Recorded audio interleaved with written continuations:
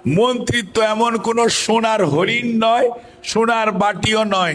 আমি জাহিদ হোসেন মন্ত্রীর আগে অর্থনৈতিকভাবে আরো বেশি স্বাবলম্বী ছিলাম।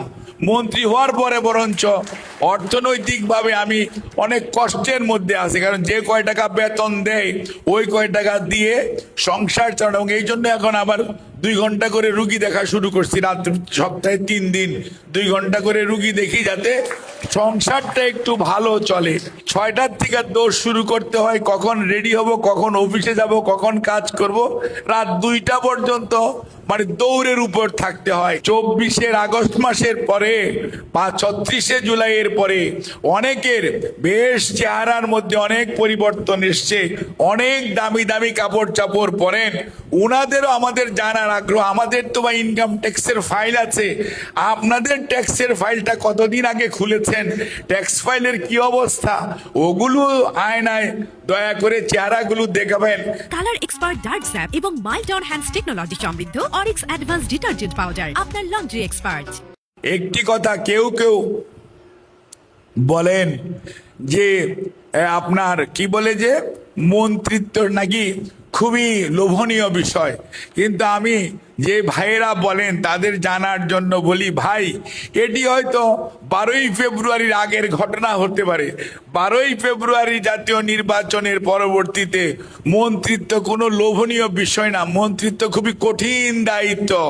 সকালবেলা ফজরের নামাজের পর 6টার থেকে দৌড় শুরু করতে হয়, কখন রেডি হব, কখন অফিসে যাব, কখন কাজ করব, রাত 2টা পর্যন্ত মানে দৌড়ের উপর থাকতে হয়। কাজে এটা একটা কঠিন দায়িত্ব, এটা কোনো লোভনীয় বিষয় নয়।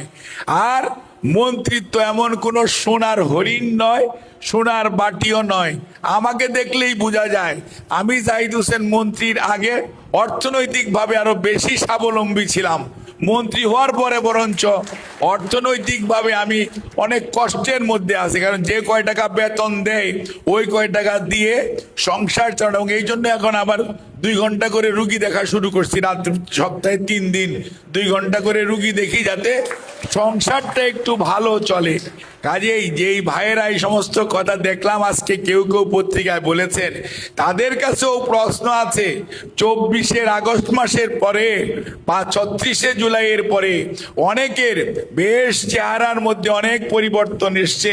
অনেক দামি দামি কাপড় চাপড় পরেন, ওনাদেরও আমাদের জানার আগ্রহ। আমাদের তো বা ইনকাম ট্যাক্সের ফাইল আছে, আপনাদের ট্যাক্সের ফাইলটা কতদিন আগে খুলেছেন, ট্যাক্স ফাইলের কি অবস্থা, ওগুলো আয়নায় দয়া করে চেহারাগুলো দেখাবেন, জনসমক্ষে উপস্থাপিত করবেন। আমরা কিন্তু এমপি ইলেকশনের আগে আমাদের ট্যাক্স বা ওয়েলথের আমরা স্টেটমেন্ট দিয়েছি, সেটা ওয়েবসাইটে গেলেই মানুষ দেখতে পারে। কাজেই দয়া করে যারা বিভিন্ন কথা বলে স্বৈরাচারের আমল অথবা অন্তর্বর্তীকালীন সময়ের বিভিন্ন কর্মকাণ্ডের সাথে বর্তমান জনাব তারেক রহমানের মন্ত্রিসভা অথবা এই 102 দিনের মন্ত্রিত্ব নিয়ে যারা কটাক্ষ করার চেষ্টা করেন, তাদেরকে বলবো, ভাই স্বৈরাচার আর গণতন্ত্র এক নয়। বর্তমান সরকার এবং বর্তমান মন্ত্রীরা এবং বর্তমান সকল প্রশাসন জনগণের কাছে দায়বদ্ধ, কারণ জনগণ কর্তৃক নির্বাচিত এবং জনগণ কর্তৃক দায়িত্বপ্রাপ্ত বর্তমান সরকার এবং প্রশাসন। সেই জন্যই আমরা জনগণের কাছে দায়বদ্ধ।